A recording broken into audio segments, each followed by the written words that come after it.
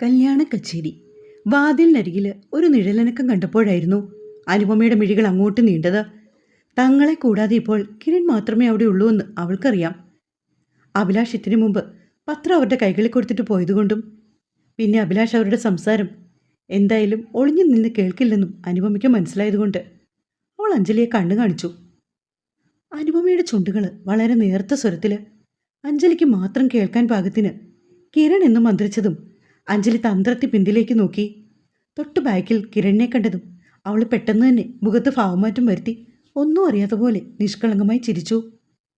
കിരൺ എപ്പോ വന്നു? ഞാൻ ചായ എടുക്കട്ടെ? അതും പറഞ്ഞുകൊണ്ട് ധൃതിയിൽ അഞ്ജലിയുടെ കൈകൾ ചായ ഫ്ലാസ്കിലേക്ക് നീണ്ടതും കിരൺ അവളെ തടഞ്ഞു. നിങ്ങളിപ്പോ ഇവിടെ എന്താണ് സംസാരിച്ചത്? അല്പം പരുഷമായി കിരൺ ചോദിച്ച അഞ്ജലിയോട്. അഞ്ജലിയോടാണ് ചോദിക്കുന്നതെങ്കിലും അവൻ്റെ കണ്ണുകൾ അനുപമയുടെയും നിർമ്മലയുടെയും മുഖത്ത് മാറി മാറി പതിയുന്നുണ്ട്. നിർമ്മല എന്തൊക്കെയോ മനസ്സിൽ വെച്ചുകൊണ്ട് ഒന്നും പറയാൻ കഴിയാതെയും ബുദ്ധിമുട്ടുകയാണ്. ചോദിച്ചത് കേട്ടില്ലേ അഞ്ജലി? നിങ്ങൾ മൂന്നുപേരും കൂടി ഇവിടെ എൻ്റെ അച്ഛനെക്കുറിച്ച് എന്താണ് സംസാരിച്ചത്? അപ്പോഴാണ് അഞ്ജലി മനസ്സിലാക്കിയത് അവൻ മറ്റൊന്നും കേട്ടില്ല, അവൻ്റെ അച്ഛൻ്റെ പേര് മാത്രമേ കേട്ടുള്ളൂ എന്ന്.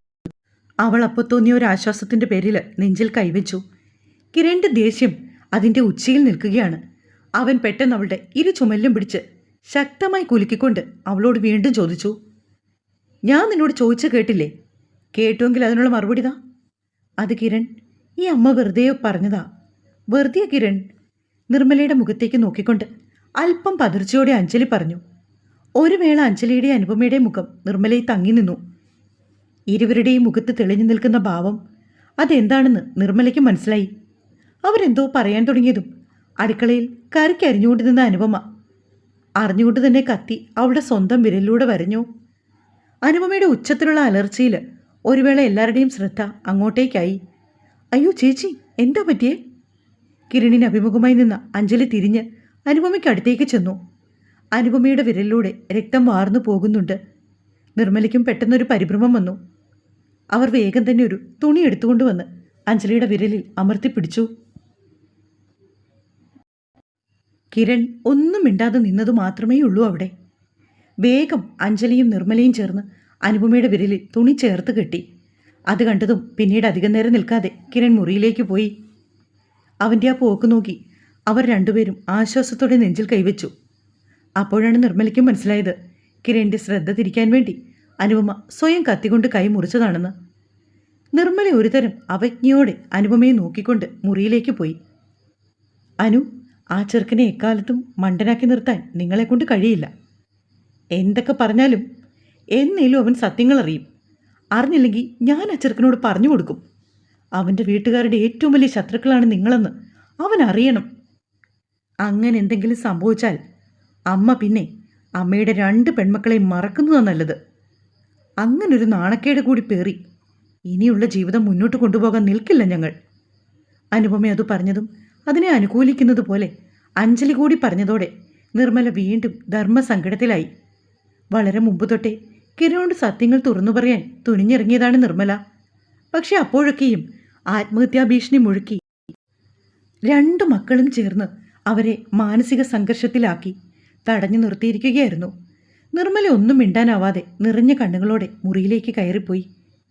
ആ സമയം അഞ്ജലിയും അനുപമയും അടുക്കളയിൽ തന്നെ നിന്നു. അഞ്ജലി, നീ ഇനി കുറച്ചുകൂടി കിരണിനെ ശ്രദ്ധിക്കണം. അവൻ എന്തൊക്കെയോ സംശയങ്ങൾ തോന്നിയിട്ടുണ്ട്. അതുമാത്രമല്ല, നമ്മൾ തമ്മിൽ സംസാരിക്കുമ്പോഴും ശ്രദ്ധിക്കണം. അവനോട് സംസാരിക്കുമ്പോഴും വളരെ ശ്രദ്ധ വേണം. അവൻ എന്തെങ്കിലും മനസ്സിലാക്കി കഴിഞ്ഞാൽ പിന്നെ കാര്യങ്ങളെല്ലാം നമ്മളുടെ കയ്യിൽ നിന്നും പോകും. അവൻ്റെ വീട്ടുകാർക്കെതിരെ നമ്മുടെ കയ്യിലുള്ള ഏറ്റവും വലിയ ആയുധമാണവൻ. അനുപമ പറഞ്ഞതെല്ലാം അനുസരിക്കുന്ന രീതിയിൽ അഞ്ജലി തലകുലുക്കി. പിറ്റേന്ന് രാവിലെയും നന്നേ നേരം വൈകിയാണ് ഭൂമി ഉണർന്നത്. ഡാൻസിൻ്റെ ക്ഷീണം കൊണ്ടാവും അവൾ കിടക്കുന്നതെന്ന് കരുതി ആരും അവളെ വിളിച്ച് ബുദ്ധിമുട്ടിക്കാനായി പോയില്ല. കാർത്തി പോകാൻ റെഡിയാകുമ്പോഴേക്കും ഭൂമി അതേ കിടപ്പ് തന്നെയാണ്. നല്ല ഉറക്കത്തിലായതുകൊണ്ട് അവളെ ബുദ്ധിമുട്ടിക്കാതെ അവളുടെ നെറ്റിയിലൊരു മുത്തം കൊടുത്തുകൊണ്ട് കാർത്തി താഴേക്ക് നടന്നു. ഭൂമി ഇതുവരെ എഴുന്നേറ്റില്ലേ മോനെ? സ്റ്റെപ്പ് ഇറങ്ങി വരുന്ന കാർത്തിയെ കണ്ടതും അടുക്കളയിൽ നിന്ന് ബ്രേക്ക്ഫാസ്റ്റ് ഡൈനിങ് ടേബിളിലേക്ക് എടുത്തു വെച്ചുകൊണ്ടിരിക്കുകയാണ് സുഭദ്ര. ഇല്ലമ്മ, നല്ല ക്ഷീണമുണ്ടെന്ന് തോന്നുന്നു. ഭൂമി ഉറക്കത്തിലാണ്, അതുകൊണ്ട് ഞാൻ വിളിച്ചില്ല. ആണോ? അതെന്തായാലും നന്നായി. നീ പൊയ്ക്കോ ആഹാരം കഴിച്ചിട്ട്. ഞാൻ മോളെ വിളിച്ച് ആഹാരമൊക്കെ കഴിപ്പിച്ചോളാം.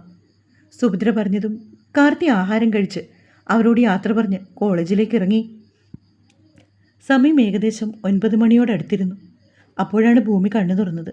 പതിവിലും വിപരീതമായി തുറന്നിട്ട ബാൽക്കണി വാതിൽ വഴി റൂമിലേക്ക് കടന്നു വന്ന സൂര്യരശ്മികൾ കാണുകെ മുഖം അമർത്തി തിരുമ്മിക്കൊണ്ട് ഭൂമി ബെഡിൽ എഴുന്നേറ്റിരുന്നു. അല്പസമയം വേണ്ടി വന്നു അവൾക്ക് കാര്യങ്ങൾ മനസ്സിലാക്കി വരാൻ. അവളുടെ കണ്ണുകൾ ക്ലോക്കിലേക്ക് നീണ്ടു. അപ്പോഴാണ് അവൾ ഓർത്തത് സമയം ഒരുപാട് താമസിച്ചല്ലോ എന്ന്.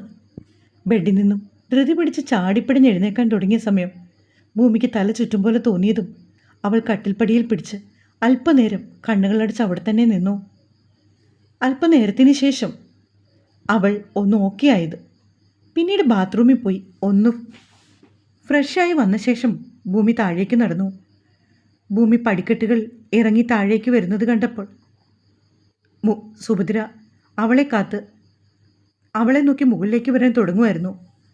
മോൾ എഴുന്നേറ്റോ? ഞാൻ മോളെ വിളിക്കാൻ വേണ്ടി അങ്ങോട്ട് വരാൻ തുടങ്ങുമായിരുന്നു. ഭൂമിയെ കണ്ടപാടെ സുഭദ്ര പറഞ്ഞു. ഇപ്പം എങ്ങനെയുണ്ട് മോളെ? ക്ഷീണമൊക്കെ മാറിയോ? മാറിയമ്മേ. ഒന്ന് ഉറങ്ങിയെണീറ്റപ്പോൾ നല്ല ആശ്വാസമുണ്ട്. കഴിക്കാൻ എന്താണമ്മേ? നല്ല വിശപ്പ്. വയറ് തടവി ഭൂമി അതും പറഞ്ഞുകൊണ്ട് പടികളിറങ്ങി താഴേക്ക് വന്നു. മോൾക്ക് ഇഷ്ടമുള്ള പുട്ടും കടലയുമാണ് ഇന്നുണ്ടാക്കിയത്. വേഗം വാ, വന്ന് കഴിക്കും. പടിക്കെട്ടുകൾ പാതി കയറിയ സുഭദ്ര തിരികെ ഇറങ്ങി വരും വഴിയാണ് അത് പറഞ്ഞത്. ഭൂമി ഡൈനിങ് ഹാളിലേക്ക് വന്നിരുന്നതും സുഭദ്ര അവൾക്ക് കഴിക്കാനായി ഒരു പ്ലേറ്റ് എടുത്ത് അവളുടെ മുന്നിലേക്ക് വെച്ചു. പുട്ടും കടലയുമൊക്കെ ആസ്വദിച്ച് കഴിക്കുമ്പോഴും ഭൂമിക്ക് എന്തൊക്കെയോ വല്ലായ്മ തോന്നുന്നുണ്ട്. കടലക്കറിയുടെയൊക്കെ മണം അത്ര തനിക്ക് പിടിക്കുന്നില്ലാത്ത പോലെ ഒരു ചെറിയ തോന്നൽ. അത് മനസ്സിലാക്കിയതും ഡൈനിങ് ടേബിളിലിരുന്ന ഒരു പഴം എടുത്ത് പഴം കൂട്ടി പുട്ട് കഴിക്കാൻ തുടങ്ങിയവൾ. കറിയല്ലായിരുന്നോ മോക്ക് കൂടുതൽ ഇഷ്ടം? അവൾ പഴം കൂട്ടി പുട്ട് കഴിക്കുന്ന കണ്ടതും സുഭദ്ര അവളോട് ചോദിച്ചു. എനിക്കിന്ന് പഴം കൂട്ടി കഴിക്കാൻ തോന്നുന്നമ്മേ. മോൾക്ക് ഇഷ്ടമുള്ള പോലെ ആഹാരം കഴിക്കുക. അമ്മ പോയി കുറച്ച് പാലെടുത്തുകൊണ്ട് വരാം മോൾക്ക്. മുഖത്തൊക്കെ നല്ല ക്ഷീണമുണ്ട്. ഭൂമിക്ക് അല്പ ഭക്ഷണം കഴിച്ചപ്പോൾ ആഹാരത്തോടൊക്കെ ഒരുതരം മടുപ്പ് പോലെ. ബാക്കി കഴിക്കാനാവാതെ പ്ലേറ്റിൽ വെറുതെ വിരലുകളിട്ട് ഇളക്കിക്കൊണ്ടവളിരുന്ന സമയത്താണ് സുഭദ്ര പാലുമായി വന്നത്. എന്തുപറ്റി, കഴിച്ചില്ലേ? സുഭദ്ര ഭൂമിയോടായി ചോദിച്ചു. കഴിക്കാനൊന്നും തോന്നില്ലമ്മ. എന്തുപറ്റി പെട്ടെന്നങ്ങനെ തോന്നാൻ? എങ്കിലും ഒരു കാര്യം ചെയ്യുക, കുറച്ച് പാലെങ്കിലും കുടിക്കുക. കയ്യിലിരുന്ന പാൽ ഗ്ലാസ് ഭൂമിക്ക് നേരെ നീട്ടിയവർ. പാൽ ഗ്ലാസ് ചുണ്ടോട് ചേർത്ത് ഭൂമി. പാലിൻ്റെ മണം നാസികയിലേക്ക് തുളച്ച് കയറിയപ്പോൾ തന്നെ ഭൂമിക്ക് എന്തോ വല്ലായ്മ തോന്നി. ചെറുതായി ഓക്കാനിച്ചുകൊണ്ടവൾ ഗ്ലാസ് മേശപ്പുറത്തേക്ക് വെച്ചു. എന്തുപറ്റി മോളെ? വല്ലാത്തൊരുതരം ആവലാതിയോടെ സുഭദ്ര ഭൂമിക്കരികിലേക്ക് വന്നു. അറിയത്തില്ലമ്മേ. അതേ വല്ലായ്മയോടെ തന്നെ അവൾ മറുപടിയും പറഞ്ഞു. ഇന്നലെ വരുന്ന വഴിക്ക് നമ്മൾ കുടിച്ച ജ്യൂസ് എനിക്ക് വയറിന് തീരെ പിടിച്ചില്ലെന്ന് തോന്നുന്നു. ഇന്നലെ അത് കുടിച്ച ശേഷം തൊട്ട് എനിക്ക് ചെറുതായിട്ട് ഭക്ഷണം കഴിക്കുമ്പോൾ ഓക്കാനിക്കാനൊക്കെ വരുന്നുണ്ട്. അതുമാത്രമല്ല, ഭക്ഷണം കഴിക്കാനും തോന്നില്ല. ആണോ? എനിക്ക് മോള് വേഗം റെഡിയാവുക. ഞാൻ അച്ഛനോട് പറയാം, നമുക്കൊന്ന് ഹോസ്പിറ്റലിൽ പോകാം. അതൊന്നും വേണ്ടമ്മ, ഞാൻ കുറച്ച് കഴിയുമ്പോൾ എന്തെങ്കിലും കഴിച്ചോളാം. മോള് പോയി കുറച്ചു നേരം കിടക്ക്. സുഭദ്ര അത് പറഞ്ഞപ്പോൾ ഭൂമി പതിയെ മുകളിലേക്ക് തന്നെ നടന്നു. ഭൂമി പ്രഗ്നൻസി കിറ്റ് വെച്ച് ടെസ്റ്റ് ചെയ്തപ്പോൾ ഫലം നെഗറ്റീവ് ആയതുകൊണ്ട് തന്നെ അവൾ ഗർഭിണിയല്ലെന്ന് ഉറപ്പിച്ചിരുന്നു സുഭദ്ര. ചിലപ്പോൾ ഭൂമി പറഞ്ഞ പോലെ തന്നെ ഇന്നലെ കഴിച്ച ജ്യൂസിൻ്റെ ആകും അവളുടെ വയ്യായികയെന്ന് കരുതി സുഭദ്ര അവൾ കഴിച്ച പാത്രവും എടുത്ത് നേരെ അടുക്കളയിലേക്ക് പോയി. പിന്നീട് ഭൂമിക്ക് വലുതായി ഛർദ്ദിക്കാനോ ഓക്കാനിക്കാനോ ഒന്നും തോന്നിയില്ല. അതുകൊണ്ട് തന്നെ ഉച്ചഭക്ഷണമൊക്കെ നന്നായി ആസ്വദിച്ച് കഴിച്ച് കുറച്ച് സമയം അമ്മയോട് വർത്താനമൊക്കെ പറഞ്ഞ ശേഷം ഒന്ന് കിടക്കാനായി റൂമിലേക്ക് വന്നു.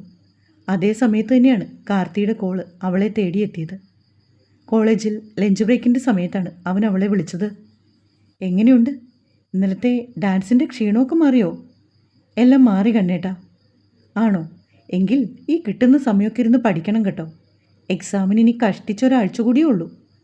കാർത്തി അത് പറഞ്ഞതും ഭൂമി അത് ശരിവെച്ചതുപോലെ അവൻ കേൾക്കാൻ പാകത്തിന് മോളി.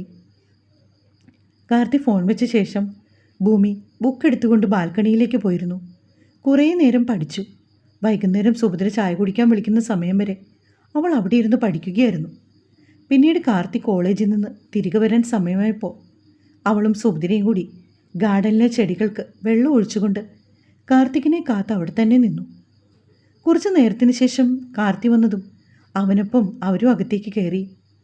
എക്സാമിന് ഒരാഴ്ച മാത്രം ഉള്ളതുകൊണ്ട് തന്നെ ഭൂമിക്കിനി ഒരാഴ്ച സ്റ്റഡി ലീവാണ്.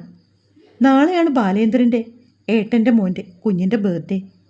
വൈകുന്നേരം ആയപ്പോൾ ഭൂമിക്ക് വീണ്ടും പഴയ പോലെ തന്നെ ചെറിയ വയ്യായികയും ക്ഷീണവും. കുറച്ച് ദിവസങ്ങളായി അവളുടെ വയ്യായികയൊക്കെ കാർത്തി ശ്രദ്ധിക്കുന്നുണ്ടായിരുന്നു. നാളെ വൈകിട്ട് ബർത്ത്ഡേ ഫംഗ്ഷന് പോകുമ്പോൾ ഇടാനുള്ള ഡ്രസ്സുകളും ആക്സസറീസും എല്ലാം പ്രത്യേകം തരംതിരിച്ചു വെച്ച ശേഷം ഒരുമാതിരി ഉറക്കം തൂങ്ങിയിരുന്ന് പഠിക്കുന്നവളെ കാർത്തിയും ശ്രദ്ധിക്കുന്നുണ്ടായിരുന്നു. എന്താ ഭൂമി, ക്ഷീണം ഇതുവരെ മാറിയില്ലേ? ഉച്ചയ്ക്കൊന്നും കുഴപ്പമില്ലായിരുന്നു. ഇപ്പം രാത്രിയായപ്പോൾ ചെറിയൊരു ക്ഷീണം പോലെ. എങ്കിൽ താൻ വേഗം റെഡിയാവുക, നമുക്കൊന്ന് ഹോസ്പിറ്റലിൽ പോയിട്ട് വരാം. കുഴപ്പമില്ല കണ്ണേട്ടാ, എക്സാമിൻ്റെ ടെൻഷനൊക്കെ കൊണ്ടാകും ചിലപ്പോൾ ഇങ്ങനെ വരുന്നത്. ഭൂമി തന്നെ അതിൻ്റെ കാരണവും പറഞ്ഞതോടെ കാർത്തി അല്പനേരം ആലോചനയോടെ അവൾക്കരികിൽ തന്നെ നിന്നു. ഞാനൊരു പ്രഗ്നൻസി കിറ്റ് കൂടി വാങ്ങിയിട്ട് വരട്ടെ, താൻ ഒന്നുകൂടി ടെസ്റ്റ് ചെയ്ത് നോക്കാമോ? തൻ്റെ ഈ വയ്യാകിയൊക്കെ കാണുമ്പോൾ എനിക്കെന്തോ ഒരു ഡൗട്ട്. കാർത്തി ഒരു സംശയം പോലെ പറഞ്ഞപ്പോൾ ആദ്യം ഭൂമിയുടെ മുഖം ഒന്ന് വിടർന്നെങ്കിലും പതിയെ അത് മങ്ങി. വേണ്ട കണ്ണേട്ടാ, ചിലപ്പോൾ ഇത് അതിൻ്റെ ഒന്നും അല്ലായിരിക്കും. ഇനി ഒരിക്കൽ കൂടി ടെസ്റ്റ് ചെയ്ത് നെഗറ്റീവായാൽ എനിക്ക് വീണ്ടും വിഷമം വരും. ചിലപ്പോൾ പീരിയഡ്സ് ആവും മുമ്പും എനിക്കിങ്ങനെ വോമിറ്റ് ചെയ്യാനും നടുവേദനയും ക്ഷീണവും ഒക്കെ തോന്നാറുണ്ട്.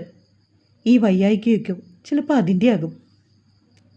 ഭൂമി അങ്ങനെ പറഞ്ഞതോടെ അത് ശരിയായിരിക്കും എന്നതുപോലെ കാർത്തി ഒന്ന് മൂളി. കുറച്ച് നേരം കഴിഞ്ഞപ്പോൾ ഭൂമിയുടെ വയ്യായികയും ക്ഷീണവും ഒക്കെ പഴയ പോലെ മാറി. അവൾ രാത്രി ഏറെ നേരം ഇരുന്ന് പഠിച്ചു. അതൊക്കെ കഴിഞ്ഞാണ് അവൾ ഉറങ്ങാൻ വന്നത്.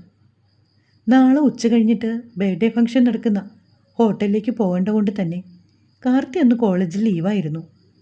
അന്ന് രാത്രി കുറേ നേരം ഇരുന്ന് പഠിച്ച ശേഷം ഭൂമി ഉറങ്ങാൻ കിടക്കുന്നത് അവൾക്കൊരു പ്രത്യേക ഒരു ഉന്മേഷമൊക്കെ തോന്നി തുടങ്ങിയിരുന്നു. പിറ്റേന്ന് രാവിലെ പതിവ് പോലെ നേരത്തെ എഴുന്നേറ്റ് കുറച്ച് നേരം രാവിലെയും പഠിച്ച ശേഷം ഭൂമി അടുക്കളയിലേക്ക് പോയി. സുഭദ്ര അടുക്കളയിൽ തിരക്കിട്ട പാചകത്തിലായിരുന്നപ്പോൾ ഭൂമിയും അവർക്കൊപ്പം ചേർന്ന് ഓരോ കാര്യങ്ങൾ ചെയ്തു. കുറേ നേരം അവിടെ നിന്ന് കാർത്തി കൂടി ലീവായതുകൊണ്ട് തന്നെ അവർ 4 പേരും കൂടി ക്ഷേത്രത്തിലേക്ക് പോകാൻ തീരുമാനിച്ചു. അവരുടെ കുടുംബക്ഷേത്രത്തിലേക്ക് തന്നെയാണ് പോയത്. ക്ഷേത്രത്തിൽ നിന്ന് തിരികെ വരുമ്പഴി രാവിലത്തെ ബ്രേക്ക്ഫാസ്റ്റൊക്കെ കഴിച്ച ശേഷം അവർ വീട്ടിലെത്തി. അതിനുശേഷം ഭൂമി കുറേയേറെ സമയം പഠനത്തിനു വേണ്ടി തന്നെ ചിലവഴിച്ചു. ലാസ്റ്റ് സെമസ്റ്റർ ആയതുകൊണ്ട് തന്നെ ഭൂമിക്ക് ചെറിയ രീതിയിൽ ടെൻഷൻ ഉണ്ടായിരുന്നു. മാത്രമല്ല കോളേജിൻ്റെ റാങ്ക് പ്രതീക്ഷ കൂടിയാണ് അവൾ. കഴിഞ്ഞ 3 സെമസ്റ്ററിലും അത്യാവശ്യം നല്ല മാർക്ക് സ്കോർ ചെയ്യാൻ അവൾക്ക് സാധിച്ചിരുന്നു. അതുകൊണ്ട് തന്നെ തൻ്റെ വിവാഹശേഷം ഇന്ന് എക്സാമിന് തനിക്ക് മാർക്ക്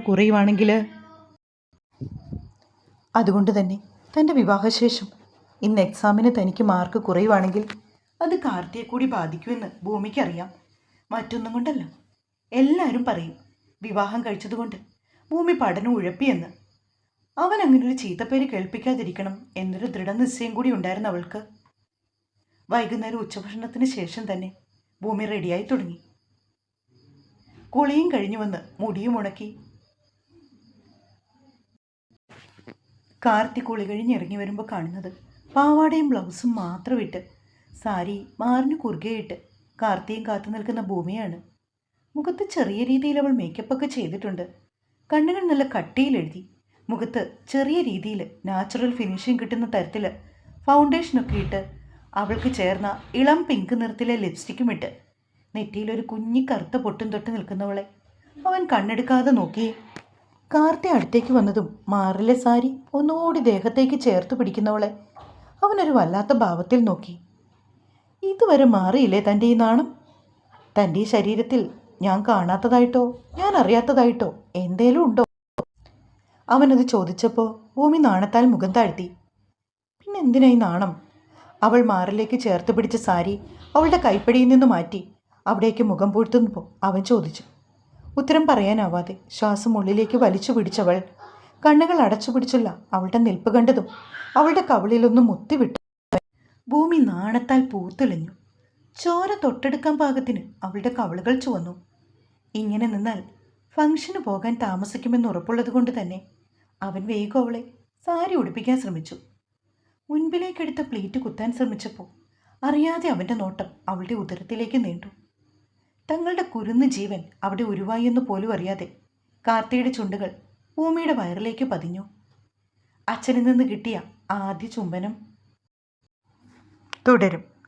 സപ്പോർട്ട് വേണം കേട്ടോ. സ്നേഹത്തോടെ നിങ്ങളുടെ സ്വന്തം മിത്രവിന്ദ. Thank you.